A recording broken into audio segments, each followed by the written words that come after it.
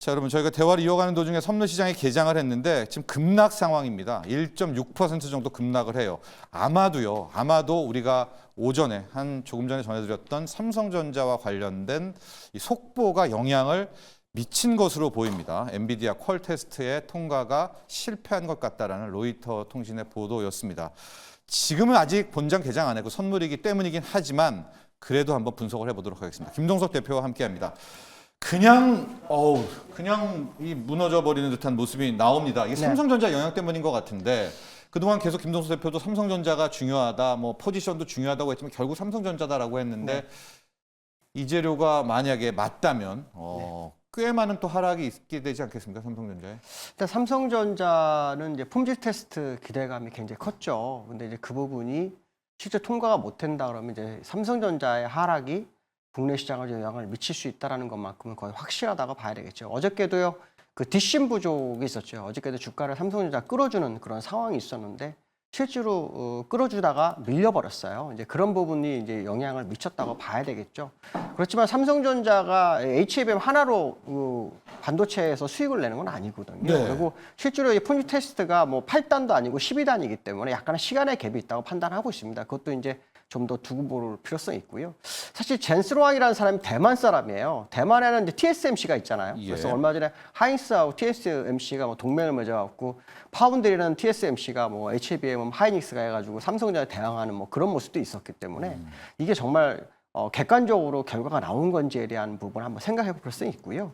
기술적으로는 이제 미국 시장이 어저께 야간에서 좀 많이 밀렸어요. 한 1.5% 밀렸는데 금리 인하에 대한 기대감이 이제 희석이 되면서 낮춰진 주가를 밀어낸 그런 상황이 됐고요. 그것이 이제 우리나라 시장에 영향을 미쳐서 같이 움직인다면 오늘 삼성전자가 같이 그 영향권에 있느냐에 대한 부분인데요. 네. 사실 이제 기술적으로 삼성 오늘 그 지수를 보시면 이 60일선에 걸쳐 있거든요. 예. 그래서 오늘 상단선은 항상 거의 비슷합니다. 얼마 전에 말씀드렸던 뭐 377일 정도, 그다음에 코스피로는 2756 예, 정도를 50, 70. 얘기를 했었는데요. 네. 하단선이 60일선이 367이에요. 네. 이제 이게 무너지게 되면은 추세에 대해서 상방이 아닌 이제 중립 가능성을 계속 언급해 드렸거든요. 근데 오늘 계속 내려오다가 되돌리는 그런 모습이 있었는데 오늘 좀 내려왔어요. 네. 그래서 60일선에서의 싸움이 시작되는데 이제 여기서 끝나게 된다 그러면 이제 네. 개파락이 있지만 추세는 중립으로 해서 약간 위험을 리스크를 좀 관리를 하는 게 필요하다. 왜냐하면 미국 시장이 알겠습니다. 주가 상승 복귀라는 그런 예. 모습이 있었거든요. 예.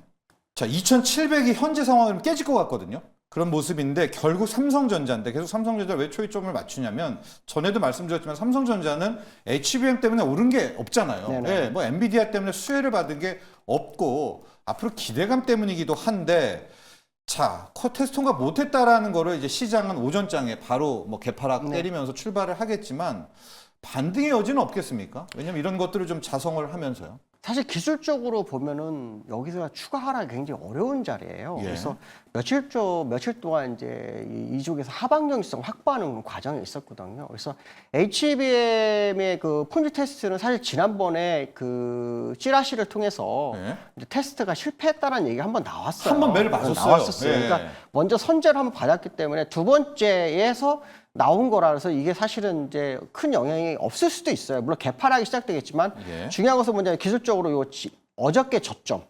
77,000원이거든요. 77,000원이요. 이게 이제 이탈하지 않는 선에서 시장이 움직인다면 삼성전자 반등의 기회가 있는 거고요. 만약에 77,000원이 무너진다면 지난번 저점까지 밀려서 74,000원까지 갈 수 있다는 생각을 해야 되는데요. 예. 사실 지난번에 이제 이부진이 그 블록딜 뉴스가 나오면서 주가가 밀렸거든요. 근데 그때 이후로 지금 계속해서 힘을 못 쓰고 있는 상황이라서 77,000원과 74,000원 두 개의 라인을 두고 시장을 보시면 될 것 같습니다.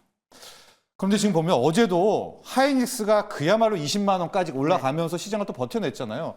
만약 이렇게 되면 시총 1, 2위니까 삼성전자가 뭐 덜 힘들 때 하이닉스는 반사 이익이다. 하이닉스가 끌고 가면서 코스피를 2,700 이상으로 좀 버텨줄 이럴 확률과 시나리오는 없나요? 시총 차이가 너무 많이 나요. 나서 안 돼요? 삼성전자는 460조 정도 되고요. 네. 하이닉스는 한 3분의 1 정도 좀 안 되거든요. 그래서 만약에 삼성전자가 1% 빠지면 하이닉스는 3%를 가야 시장에 똔똔이가 되는 거예요. 네. 그래서 오늘 삼성전자가 만약에 2%를 빠졌다 그러면 하이닉스는 적어도 6%를 가야 시장은 버틸 거다 이렇게 생각했을 때 하이닉스 하나만 가지고 시장을 이끌어가는 건 쉽지는 않다. 그러나 하이닉스가 적어도 오늘은 상대적 수혜로 많이 상승할 수 있는 부분이 있다. 이런 해석을 할 수 있을 것 같습니다. 네.